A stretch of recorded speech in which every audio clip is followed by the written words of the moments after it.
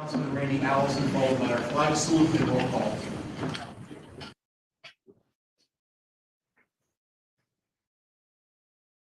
Heavenly Father, tonight I just have two things in my heart. First, the violence experienced in our city this week. I pray, Lord, that you will quench this violence, quell it, Lord God.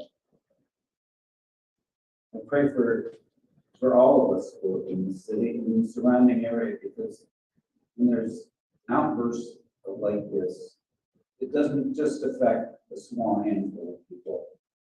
It touches all our lives at different levels in different ways.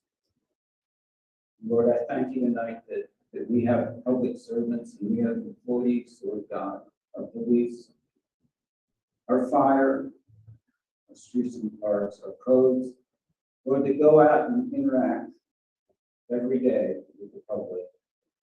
And I thank you for your protection over them. And I pray it continues, Lord God. Father, I pray for this nation, Lord. We're becoming more violent as a people and a society, and that ends in terrible failure. I pray that we'll turn away from the violence that captures us in so many ways. We become people that are peaceful and kind and generous to one another. Lord, tonight brings us to a close of 3/4 of the year. We have a lot of work to do in that last quarter, and important things to do, Lord, for our city and our citizens. Give us wisdom, grace, and understanding, Lord, and the courage to do the things that need to be done to put this city on sound financial and fiscal basis for this year and years to come. I ask in Jesus' name. Amen. I pledge Allegiance to the flag of the United States of America and to the republic for which it stands, one nation, under God, indivisible, with liberty and justice for all.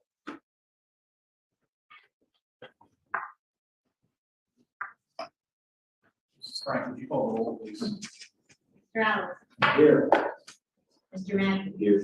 Mr. Pelisi. Here. Mr. Byer. Here. Ms. Mealy. Here. Mrs. Katz. Here. Mr. Yoder. Here, we have a full 7 tonight, and it's good to see everybody. Item 3, approval of city council meeting minutes dated September 15th, 2022. Is there a motion and a second? So moved. Second. Motion and a second. Any comments or questions for members of council on the minutes? Hearing seen none, Mrs. Franklin, motion, please. Mr. Allison. Yes. Mr. Mackey. Yes. Mr. Pelisi. Yes. Mr. Byer. Yes. Ms. Mealy. Mrs. Katz. Yes. Mr. Yoder. Yes, motion passes 7-0. Item 4, limited courtesy before. We've had no request tonight. Item 5, we have a presentation from Keller and Associates for a quarterly update. I'll turn it over to Mayor Slaughter. President Keller, Vice President Katz, good to see you. Members of council and administration. Yes, tonight we do have members of the Keller team here with us to give their quarterly update. We were last here in April, and since then we've had significant progress. They've helped us with on the levy, first and foremost, among other items. So I'll turn over to them on that, and what else we've been working on. Let's go. Thank you, Mayor Slaughter, President Yoder, Vice President Katz, council member. Appreciate the opportunity to be here with you personally to deliver our quarterly report. I'm joined by my colleague, Andy Garfinkel. And just in case anyone forgets, I'm Tom Keller with Keller Partners and Companies. We're based in Washington, D.C., and we are the city's federal government relations firm. a lot has happened since our April report. And I would love to just go over each of those items. But the good news is we're making good progress on behalf of the city. We think by the end of this year, we're going to have a fantastic return on investment for the city.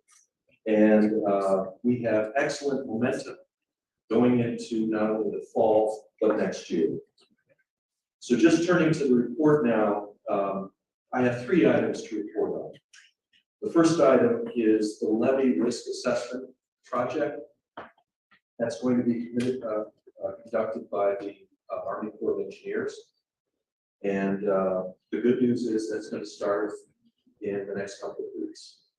So we're going to see a cadre of U.S. Army Corps of Engineers folks here in Williamsport in the next couple of weeks, beginning this process. And if you recall, this came out of a community meeting with some of the council members here, with the mayor, with the county, with the water authority, as well as with FEMA and the Army Corps of Engineers top leaders, and then Congressman Keller coordinated all of this. So, you know, now we've gotten to this point. It's been a whole year, but I think we're finally making progress. And it is exciting because the whole purpose behind this is to bring the levy to compliance, and so it can be certified and eventually accredited. And if we are able to have this risk assessment done in the way that I think it will be done, it could potentially save millions of dollars for the city. The next item is we're excited about what we're doing with Congress, the funding that's coming through Congress. Right now, in a House Appropriations bill, which passed a House Appropriations Committee, we have $8 million dedicated for the levy. Our thinking is what's going to happen is this will be passed at some point, probably in December, and signed by the president, which would mean we would see that money probably in the first quarter, or maybe at the latest, maybe the beginning of the second quarter of next year. I think this is going to align possibly very well with what the risk assessment is as that moves forward, and as we try to work on drawing down some of that money. But it's exciting. I really want to thank Congressman Keller for taking the lead here on devoting all of his community project funding specifically for the levy. I also want to thank Senator Casey and his staff, because they devoted X number of dollars to it, about $3 million towards the levy. But in the final analysis, it looks like everyone's going to agree to that $8 million. So that's exciting. The third item I wanted to talk about was the mayor had meetings in Washington in May, May 9th and 10th. And we met with the congressional delegation, and I thought they were excellent meetings. This is something that we continue to do in Washington. It's very important to have those relationships continue. We're going to have a new senator. We're going to have 2 new members of Congress in the House representing this area. And it would be very important for us to get into those meetings early. And so I'm hoping that the mayor will be able to come to Washington. I'm thinking probably in the first quarter of next year. Just in terms of next steps and some of the action items that we'll be working on over this fall and into next year, we're going to continue to engage the U.S. Army Corps of Engineers to follow along this risk assessment. And it's important that we continue to report to the congressional delegation as to the progress that we're making. It's very important that we include those federal legislators. We're going to continue to mobilize the congressional delegation to do what they can to push this $8 million, through the appropriations process, which is always a crazy process. We do know that at some point, probably around December 16th, or sometime shortly after that, we're going to see those bills passed, hopefully, and the president will sign those as well. We need to prepare for next year in terms of a congressional request. And so, again, early next year, we're going to have the mayor come to Washington. But before that, we're going to be working with the city on what the primary needs will be. And then there are a number of federal grants that we're going to be working on behalf of the city. There is the BRIC grant that's going to be coming up. That has a due date on it of November 16th. We do have some project ideas for that. We have a DOJ crisis intervention grant that we'd like to work on. Seems timely.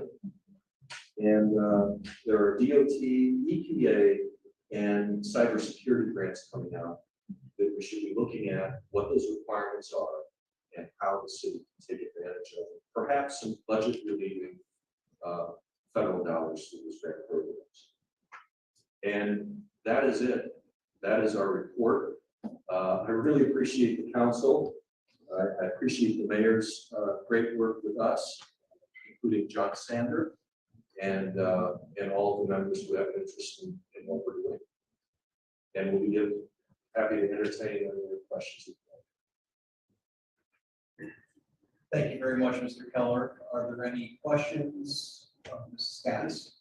Just a couple of things. What is the brick grant? That is the exact name of that, just so everybody knows. It's called the Building Resilient Infrastructure and Communities Grant.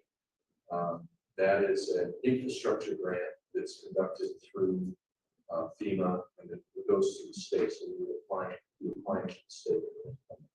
How much are you going after? It's typically under $1 million. Okay. It does, yes. And the other thing I do, I want to thank you for making the initiative to make our presence known in Washington. Back several years ago, when Franklin jumped the list of the county, you all were going to Washington on a regular basis, and our name is out there, that's so widely important. So I'm happy to hear that it's happening again. I'm happy that the mayor is going to Washington, and I'm happy that the process is starting, because if my name isn't out there, we don't get involved. You're exactly right, Councilwoman. We have had a number of community members come with us in Washington. We've met at the Pentagon, we've met with the headquarters of the U.S. Army Corps of Engineers. We've met, the mayor and I met in Baltimore with the Colonel Chasen of the Army Corps. And it's been an all-out effort. We even met in the West Wing White House on behalf of this levy, thinking that somehow a levy in Pennsylvania, one of the largest, the second largest in Pennsylvania, would be of interest to the White House. And apparently it is. I don't know when they came back there, they were all so excited. It was Exciting move, definitely. A lot of action items came out of that, I can tell you. Thank you. Thank you. Mr. Allison.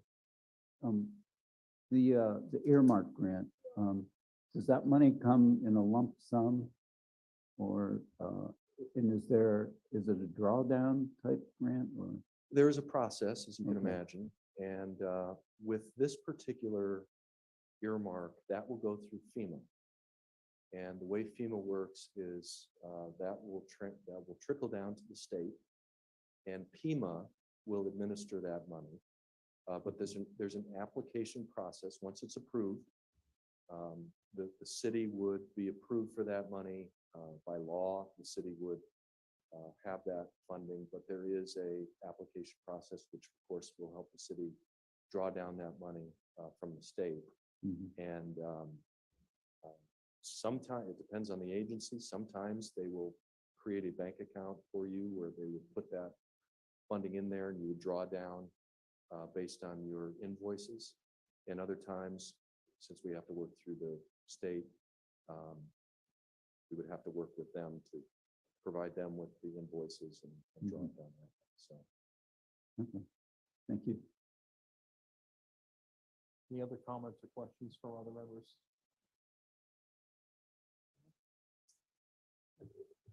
Maybe Andy Garfinkel can just talk briefly in some details about the grant.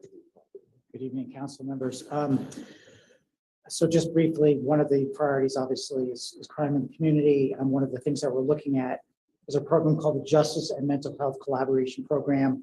The purpose of that program is to, as a pre-diversion program, working with prosecutors and defense, but also with the police department, with Williamsport Bureau of Police. And this is for serious mental illness, mental health disorders, and substance use disorders, and engaging with the behavioral health workforce. So there are 3 programs. One is called Justice and Mental Health Collaboration Program. One is called Connect and Protect, which is more specific to the police department. And one is called the Crisis Intervention Team Training and Implementation, which is a law enforcement training program. And it gives us the ability to potentially embed behavioral health professionals with the Bureau of Police. So we just wanted to share that information as well tonight. So thank you. Thank you. Thank you. Any other comments or questions? The only thing I would ask, can you speak a little bit to that cybersecurity grant program? Is that a new thing? It is a new program. It's substantially funded. Okay. We do anticipate working with the city to go after that funding, and obviously we need to have a better understanding of what the challenges have been with the information technology of the city. And so we are working with the mayor and his team on sort of identifying what those challenges are, so we can pursue that grant opportunity. Okay. Interesting. Okay. No, that's good. That's one that will go through the state as well. Okay. So it's a federal formula type grant. It comes from the federal government. It's parceled out through the states. And then I think in this case, it would be PEMA. Okay. We would be working with PEMA to become an applicant. Okay. As more information is released on that, as you start to kind of learn a little bit about that, I'd be interested to see what that looks like as far as just, what that might be able to cover, that kind of thing. I mean, there's,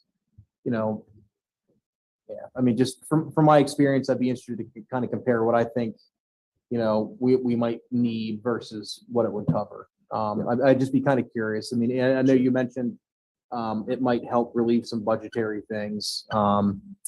That's certainly advantageous, and I'd just like to learn more about what.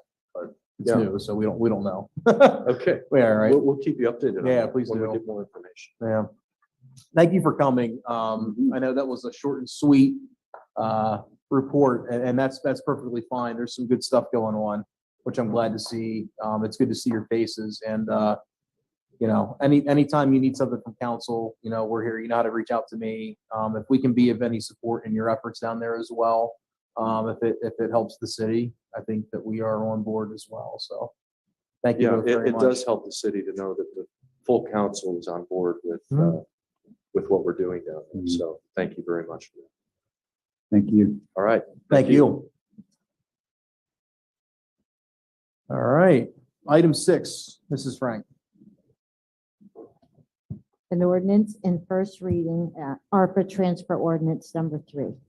Is there a motion and a second? So moved. Second. Motion and a second. I will welcome back Mayor Slaughter.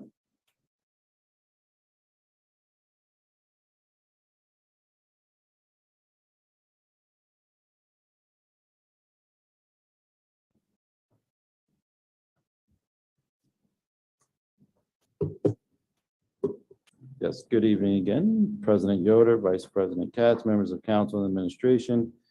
What you have before you is a first reading of ordinance transfer for a project that we've been talking about for a while now, T. Ross Brothers, a development on the west end of town, up on Wisteria Lane. And this first reading is from the ARPA funds, economic development, in the amount of $62,570. And we are, for your review here requesting to the economic development for the T. Ross Brothers development. Again, in that amount of $62,570. This was originally brought to ERC back in April, I believe, earlier this year. It was reviewed by them. And then the plans and permits and everything were submitted to the city and were reviewed this summer and approved. And now T. Ross Brothers, they're at a point where they're ready to begin the project. And so they did the financial analysis, submitted all of that with updated numbers for review here at City Council. And then it was brought before the Finance Committee on Tuesday. And we do have Mr. Fisher from T. Ross Brothers here with us tonight, who can also answer any questions related to this item. Thank you. Thank you, Mayor Slaughter. This was reviewed in finance, Ms. Mealy? Actually, it might be wise for us to open with the point that I think you made at the end of our meeting in finance, Mr. Fish. This project is actually being pursued by a company called Woodland. Yeah, the main company that's actually going to be doing the project and owns the property up there now is Woodland Heights Development LLC, which consists of several of the principals of T. Ross Brothers, as well as a local contractor from the area. And but obviously T. Ross Brothers and the staff, I'm the staff person of T. Ross Brothers, and we're putting it together on behalf of the LLC. Yeah. I guess an important point to be clear about publicly is that, you know, if we're talking about dispersing funds to an entity, that the funding is going to this particular LLC. Yes, so we did discuss this in Finance Committee, and the discussion was overall quite positive. T. Ross did come before ERC back in April, and the amount of funding they were requesting at that point was somewhat significantly lower, about $10,000 lower, I think. That correlates to an increase in tap fees by the water authority between now and then. So the specific funding is being utilized to cover about half of the fees related to getting water to the 20 structures, and laterals, tap fees, and et cetera. And those costs have increased over the course of the year, which is why the amount of funding that is being requested has increased as well. But the other numbers that you probably noticed as having been submitted demonstrate that pretty much even with the increased amount of funding being requested, we're still looking at a return on our investment in the form of taxes, which obviously the city will be receiving one way or the other, just to be clear. But we'll begin receiving tax revenue from the properties in the fourth year of construction / sale, even if the city invests the $62,000 upfront in the initiative. This obviously falls under the rubric of economic development with American Rescue Plan Act funds, and is helping to spur the construction and sale of 20 new homes on the western side of the city. All very desirable. I think the only point that I made in finance, I can't speak necessarily for other members of the Finance Committee, and if they agreed with me, is that this will be, I think, the second week in a row that, no, excuse me, twice in the last month or so, the city has dispersed ARPA funds to developers in the name of economic development. And I would like us perhaps to try and put our heads together and develop an approach that allows for competing applications and a review of those applications moving forward. That's not to say that both of these projects aren't deserving, but rather to say that that in the grand scheme of things, I would like to see putting the money where it helps the most, and also allowing access to that funding, saying, okay, this is a pool that we're willing to disperse, and this is what we're willing to do with it. So, that was my only comment on this project. I think that this is a great project to fund, but I would like to see us take a more holistic approach to it moving forward. And I will be I suppose you might say disinclined to support other disbursements through economic development without seeing a little bit more of a plan from within the economic development realm moving forward. I will pass the torch to other members of the finance committee in case they have anything else to say. The members of the finance committee, Randy? Go ahead. If I could just add one thing, President Yoder, the only other item I think Councilwoman Mealy mentioned was LERTA Oh, yes, excuse me, I did during the meeting. remember that earlier than forgot. Right, and so we did look into that. LERTA sunsets this year, our current LERTA. And the current one does not include residential. And so T-Ross was not looking for any LERTA for this one. Of course, it wouldn't qualify anyway because of LERTA. But we are looking to bring a new LERTA. Obviously, we have conversations with City Council, the school district, and the county. And we've been talking for a little while now in ERC previously and currently with folks in the community about a citywide LERTA that would include residential, potentially residential, industrial, and commercial. So this current project that they're conducting would not qualify for LERTA, but that does sunset, and we are looking to start those conversations soon on a new LERTA and what that might look like. Ms. Mealy? And just remind me again, Derek, when is it appropriate? I was under the impression that you could apply for a LERTA tax abatement at any point during construction, basically before. I believe so, but this one is, we don't have a current residential LERTA. Okay. So Yeah, I'm just if saying, we right. pass that one, yes. Since we're looking at a Right. 3-year at a Right, project spanning the next right. 3 years. Right. Right. So if they want phase 2, for example, Right. to apply for LERTA and it includes residential, then yes, Yeah. from my understanding. I guess that was my point in the finance committee was we were looking at return on investment numbers related to the full tax value being paid on these properties from the moment of construction / sale. Obviously, there's already a little bit of gray area there. If they don't all sell them, we won't be receiving necessarily full tax value for a moment. But LERTA is a big wrench in the works of the ROI argument. So. Yeah, and Mr. Fisher did mention during Tuesday's meeting that they've had conversations, and I don't want to put words in his mouth, but with some potential buyers, and they're optimistic that some may potentially be under contract during construction. So, Which is great. Absolutely. We need the housing. We need the housing, we need the people in the city. Absolutely. Mr. Biter, this was reviewed in ERC. If there's anything to add from that, it's been a number of months, but It was reviewed in ERC. It was my first official ERC meeting, and as I look back through my notes, it was actually in February that we first started talking about this project. So just to show how long some of these processes can take, but appreciate that that we're here at this point and to see the development going on above West End Terrace, Wisteria Lane. After I think it's been 10 years that just sat and sat and sat.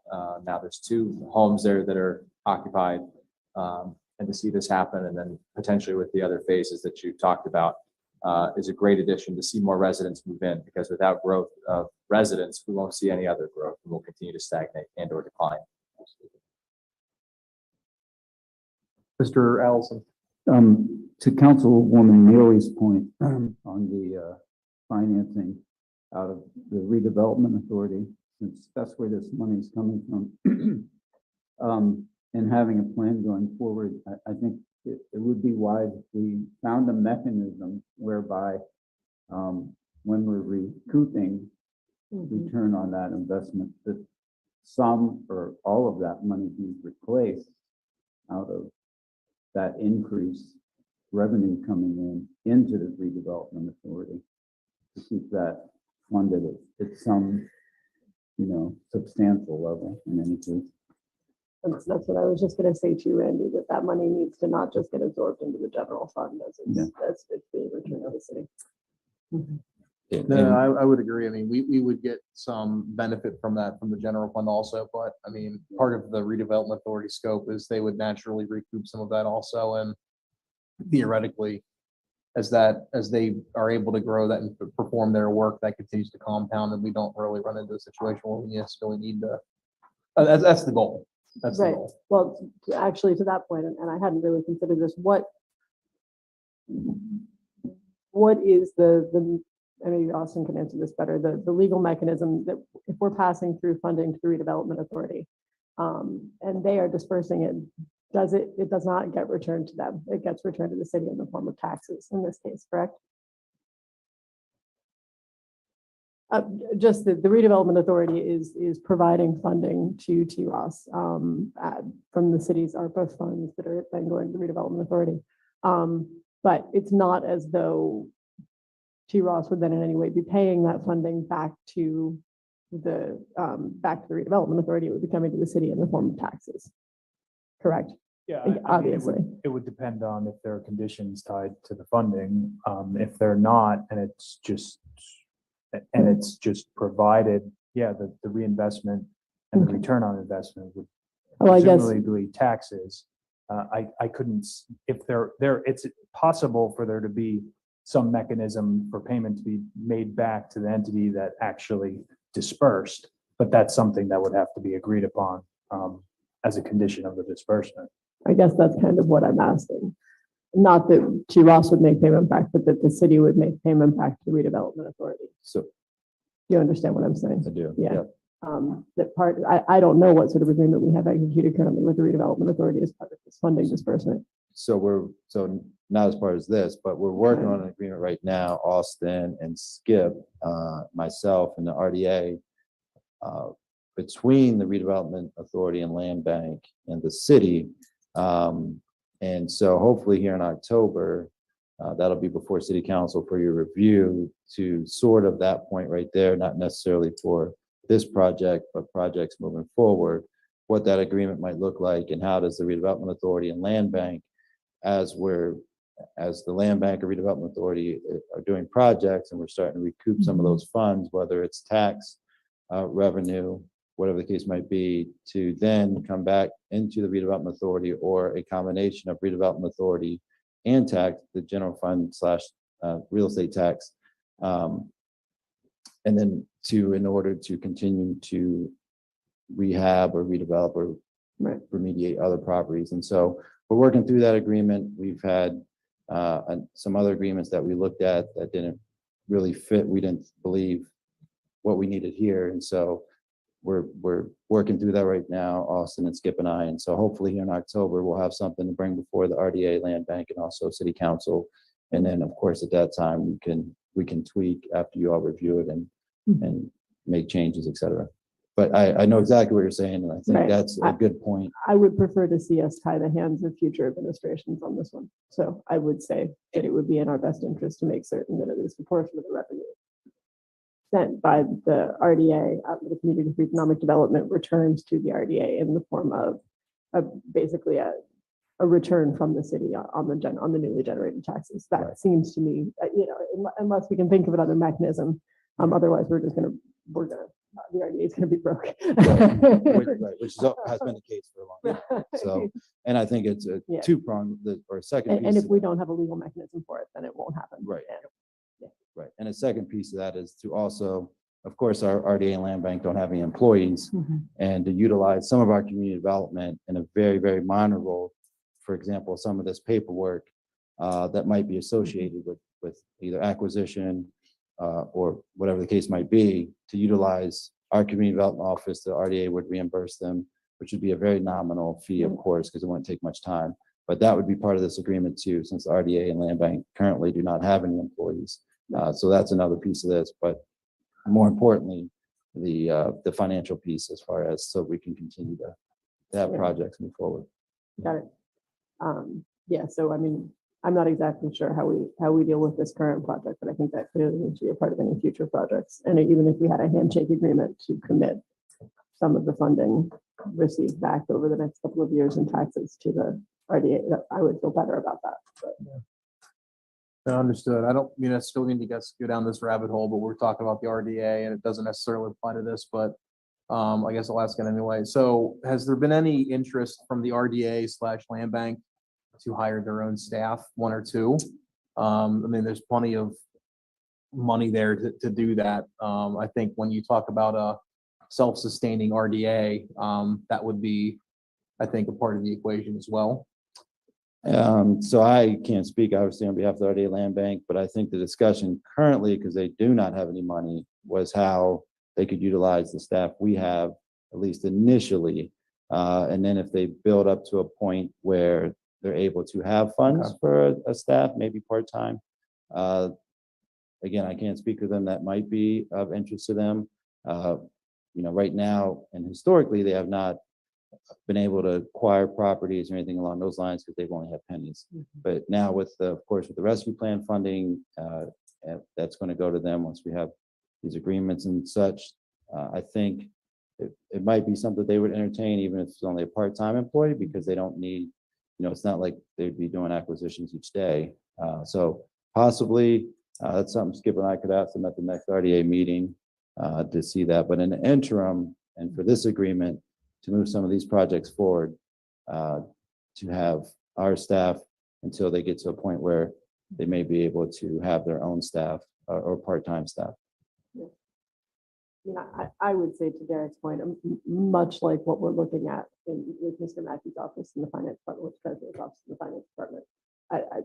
There's a period, if the land bank / redevelopment authority is to become a little bit of the city's kind of community development / economic development arm, at some point it would obviously be appropriate for them to have staff, and ideally to have a fair amount of staff. But in that interim period, which may be several years, rather than paying someone who doesn't necessarily have full-time employment, full-time obligations all the time, it might be wisest for there to be a sharing of staff. And I'm assuming if that no longer was working to either the RDA or the city's advantage, somebody would red flag it and say, hey, we want our own people. Right. And I think also, at least in the initial phases, allowing the city, both administration and council, to sort of dictate where some of these funds are going. I think that's part of that agreement too, not just say, here's $1 million, do whatever you want, where we sort of have still some say in it. I think that's maybe a third part of the agreement, where that's why I think we want to utilize some of our community development between the administration, city council, so that we're saying, okay, well, you'll have $500,000 in the RDA, but we still want to really have a little say in how that's appropriated. Right. Well, yeah, clearly we need to have a relationship amongst them, but we will continue to have a relationship because you will be appointing them. But no, I think we'll still have a relationship, and the RDA and land, but they're good people. I don't think they're just going to, take the money and run, so to speak. But yeah, hopefully not. I mean, I can't speak for 20 years from now. I know Vince likes to look out into the future, so hopefully we can guarantee some that our return on investment is in good hands for years to come. Any other comments or questions related to the transfer, though? We got a little bit of a rabbit hole. Sorry about that. Good discussion, though. All right. Hearing and seeing none, Mrs. Franklin, the motion for item 6. Mr. Allison, Yes. Mr. Mackey, Yes. Mr. Pelisi, Yes. Mr. Bider, Yes. Ms. Mealy, Yes. Mrs. Katz, Yes. Mr. Yoder. Yes, motion passes 7-0. Item 7, Mrs. Frank. An ordinance, transfer ordinance number 4. Is there a motion and a second? So moved. Second. Motion and a second. I'll welcome up Mr. Mackey. How are you, sir? Council and Mr. Mayor, I'd like to thank you all for your interest and participation. We're really looking forward to partnering with the city on this. And we hope that we can maybe do some more up there in the hill if this first phase is successful. So thanks again. Thank you very much. Thank you. We'll keep you up to date as we move forward. Thank you. Please do. Thank you very much. Mr. Mackey, welcome. Thank you, guys. So what I am doing here is I have a transfer coming from the equipment fund and going to my part-time position and to my automation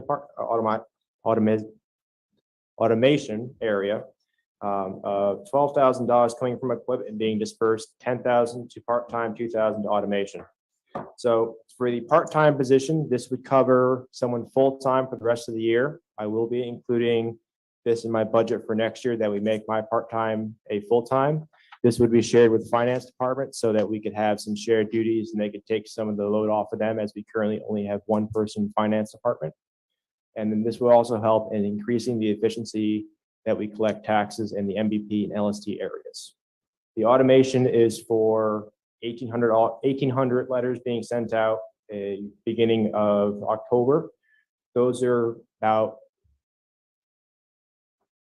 for 1,800 different accounts that have a letter outstanding that we are hoping to find out what's going on with that.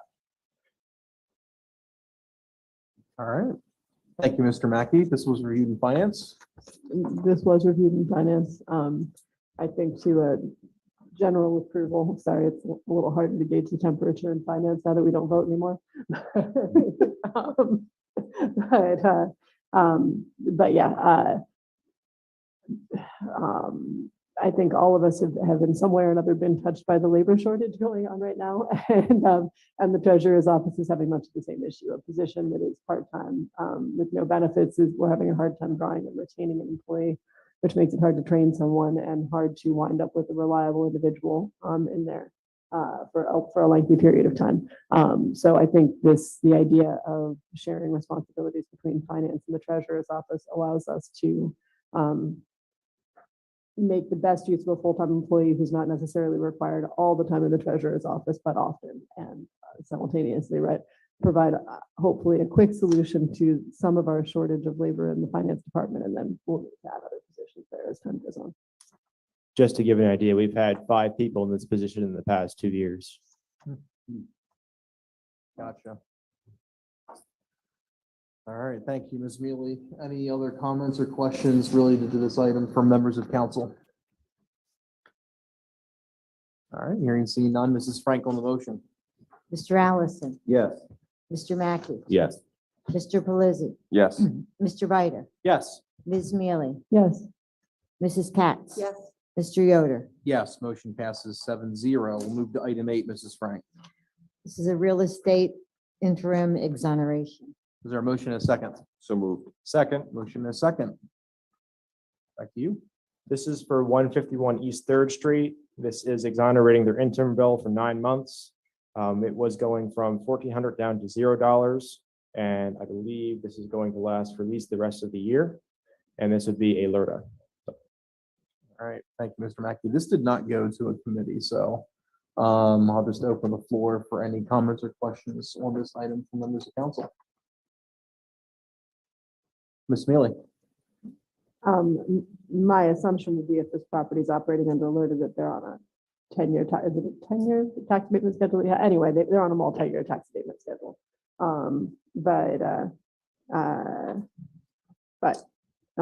That was truly a labor of love that they undertook down there on East Third Street.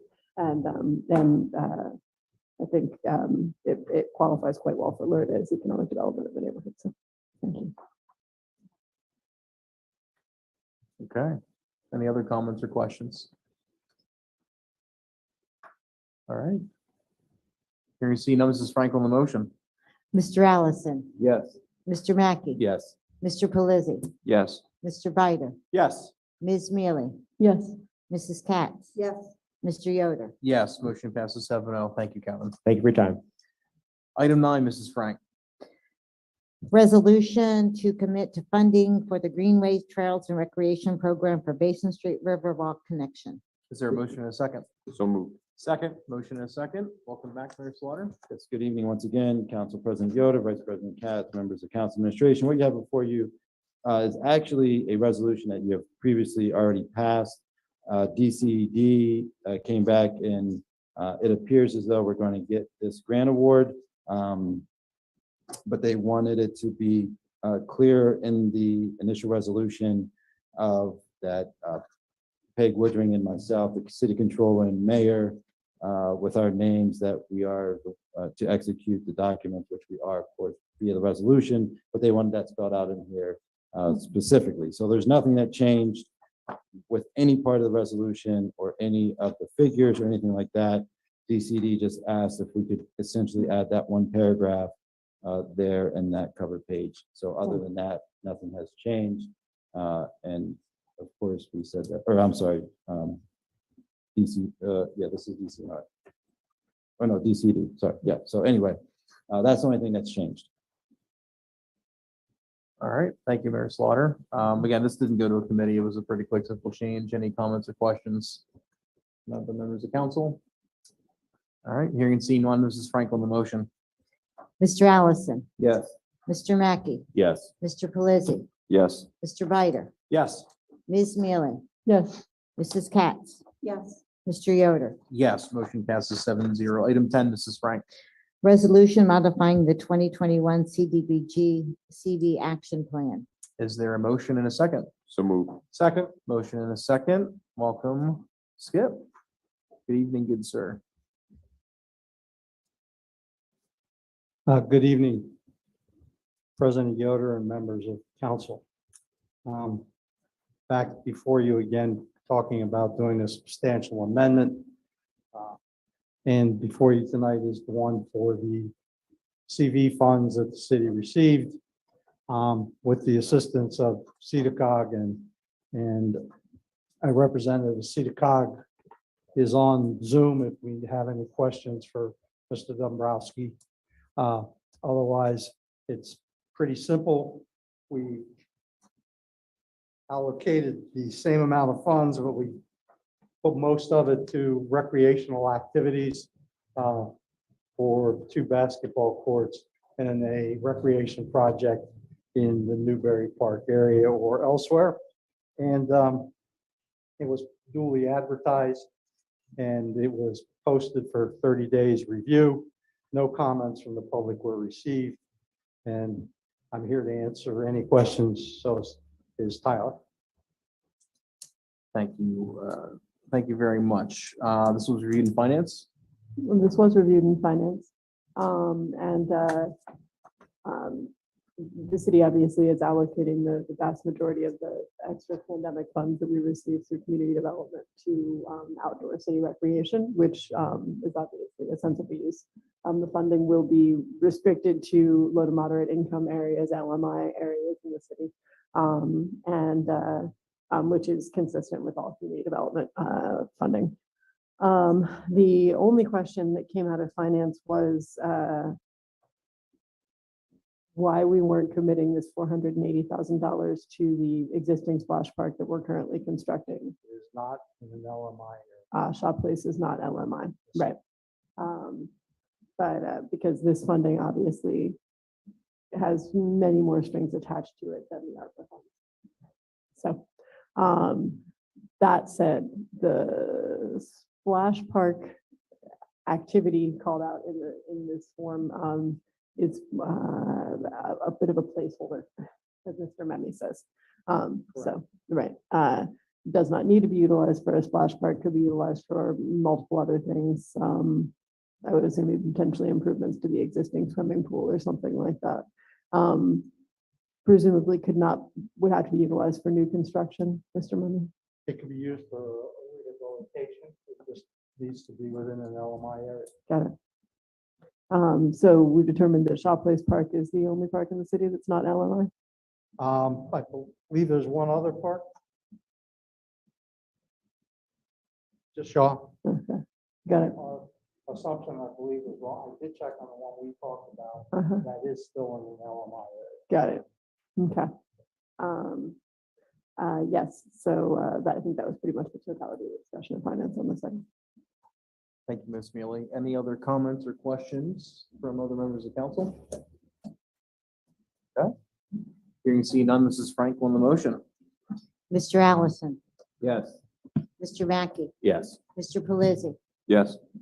Mr. Bider, Yes. Ms. Mealy, Yes. Mrs. Katz. Yes. Mr. Yoder. Yes, motion passes 7-0. We'll move to item 11, Mrs. Frank.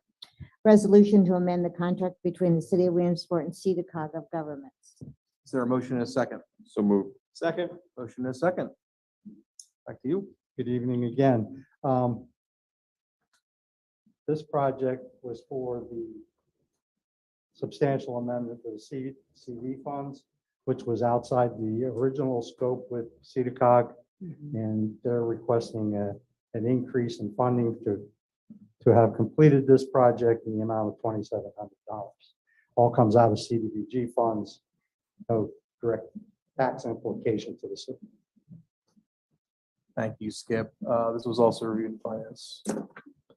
Yes, and there was not all that much discussion. I think the only item that we brought up was Our relationship with CEDACOG at this point has been about 9 months, I think. And at the year mark, at least I was of the opinion that it would be nice to understand a little bit more sort of the financial impact on the community development office and how it's working out for the city. All reports are that it's working out well, but It is working out well. We plan to have a full report as part of our budget presentation. as to Exactly. How we are working with CEDACOG and how we can potentially work more efficiently with CEDACOG with our CDBG program. I think that's what's of interest to me is how we can maximize the efficiency of our community development delivery through CEDACOG, which is doing it for multiple communities. Thank you, Ms. Mealy. Any comments or questions from other members of council? All right. Hearing and seeing none, Mrs. Frank on the motion, please. Mr. Allison, Yes. Mr. Mackey, Yes. Mr. Pelisi, Yes. Mr. Bider, Yes. Ms. Mealy, Yes. Mrs. Katz, Yes. Mr. Yoder. Yes, motion passes 7-0. Thank you, Skip. Thank you. We'll move to item 12, Mrs. Frank. A resolution authorizing the execution of municipal winter traffic services agreement between the Commonwealth of Pennsylvania Department of Transportation and the city of Williamsport. Is there a motion and a second? So moved. Second. Motion and a second. Mr. Livermore, good evening, sir. Good evening, members of council. What you have before you is a resolution authorizing the execution of municipal winter traffic service agreement between the Commonwealth of Pennsylvania Department of Transportation and the city of Williamsport. So basically what this is, it's something we do every year. PennDOT gives us money to plow take care of some of their PennDOT roads throughout the city. This year's dollar amount is $10,668.42 for the 2022-2023 snow season. Like I said, it's something we do every year. There's a few roads throughout the city that is PennDOT owned, but we maintain and take care of. So, this was reviewed in Public Works. Any questions? Thank you, Mr. Livermore. This was reviewed in Public Works. Yes, it was. Scott, is this the same dollar amount that we get every year? No, it fluctuates. I don't have last year's. But it goes up. It depends on the miles of road we do, which is not a real miles, but in the back of the packet, it shows the roads we do. It's a few hundred feet here on this street, and a few hundred feet on Campbell Street, and High Street and stuff. But I thought it would be the same every year. so it costs more to do it. So it'll fluctuate a little Depending on bit. what their Yeah. supplies are. Well, and so salt costs more every year. Obviously, the allocations will eventually go up slowly, but not a whole lot, not a big dollar amount. I know, we go through this every year. But it is a, amicable situation that we have, which is good. It's a working relationship. Yep. All right, thank you, Mrs. Katz. Any comments or questions from other members of council? Mr. Allison? Yeah, just a couple. Is Grampian Boulevard one of those? I think it's Grimesville, 4th Street. Campbell Street, 4th Street, whatever. Campbell Street, 3rd Street, Pepperin Street, Ridge Ave to Grimesville, Via Bella, Basin Street, and Via Bella to Basin Street. So if we have a particularly bad winter and there's more plowing, is there a mechanism to get more? No, this is just their allocation that they help us with. A lot of times too, if they're coming up the road and we haven't got there yet, they'll hit it. This is just to help them out. So Okay. it's not our responsibility. It's still their road. They still take care of it, but no. It's kind of a stopgap for them to Yeah. have us. Yep. Any other comments or questions? Hearing and seeing none, Mrs. Frank on the motion, please. Mr. Allison, Yes. Mr. Mackey, Yes. Mr. Pelisi, Yes. Mr. Bider, Yes. Ms. Mealy, Yes. Mrs. Katz. Yes. Mr. Yoder. Yes, motion passes 7-0. Thank you, Scott. Thank We'll move to item 13, Mrs. Frank. Resolution executing agreement between Lycoming County and the city of Williamsport for Act 13 funding. Is there a motion and a second? So moved. Second. Motion and a second. Mr. Sander, the floor is yours. Good evening. Yes, good evening, everybody. So what you have before you is a resolution executing agreement between the city and Lycoming County. This is an older agreement that started before my time. I think it was 2018, and ended in December of 2021. This is for old city funding, where the county was gracious enough to pick up the tab for our local share. This agreement you have before you was written by the county and reviewed by our solicitor for the city. The county needed an updated agreement, and as we have before you, like I said, it expired in December of 2021. Most notable projects for funding for the county's paying the match on would be the DeSalvo's block, as I call it, that was awarded a couple weeks ago, and also the Riverwalk connector that Mayor Slaughter alluded to earlier. This was reviewed in finance on Tuesday. Thank you, Mr. Sanders. This was reviewed in finance. This was reviewed in finance. Nothing terribly exciting. We do currently have the funding to return it to the county, so there will be no holdup in getting a new larger amount of funding. So, which I think was about the only question that we really asked. Perhaps a bit of an unusual situation, but understandable given that this was previously Act 89 funding and is transitioning to Act 13, that we have to give one amount back to receive the second amount in return, the second higher amount in return. And thanks to the county for their continued generosity on this project. We're seeing a lot of very positive things happen down there. Some of them still with Lycoming College as one of the drivers, and then some independent projects like the real estate operation we just saw. So. Thank you, Ms. Mealy. Mhm. Any other comments, questions from other members of council on the resolution? Hearing and seeing none, Mrs. Franklin, the motion. Mr. Allison, Yes. Mr. Mackey, Yes. Mr. Pelisi, Yes. Mr. Bider, Yes. Ms. Mealy, Yes. Mrs. Katz. Yes. Mr. Yoder. Yes, motion passes 7-0. Thank you, John. Item 14, Mrs. Frank. Minimal municipal obligation for the year 2023. Is there a motion and a second? So moved. Second. Motion and a second. Good evening, Molly. Good evening, President Yoder, members of council. Tonight, I'm presenting to you a request to fund the minimum municipal obligation for the city's 3 pension funds. We have the firefighters pension fund, the police pension fund, and the officers and employees pension fund. This would be funding them for 2023. It will be built into the 2023 budget. And the total MMO for 2023 would be $4,381,381. The figures were calculated by Mock and Hop Benefits Group, and Sue Trout from Mock and Hop is on the call tonight if you have any questions for her. Thank you, Molly. This was reviewed in finance also. Ms. Mealy? This was reviewed in finance, and as you can see from the documentation, we're really benefiting from a bit of a drop in the O&E pension obligation, which I would imagine that Sue Trout can explain much better than I can, because I've already forgotten why.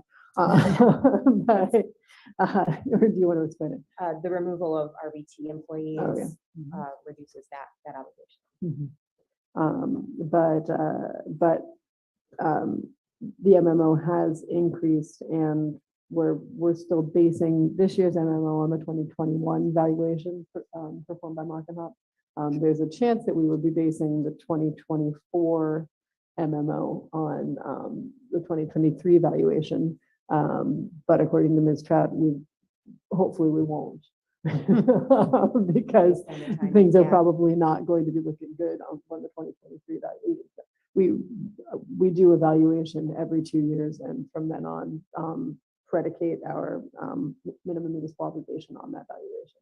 But the snapshot on 1/1/2023 is not likely to be quite as rosy as the one on 1/1/21, which in turn was not quite as rosy as the one on 1/1/2019.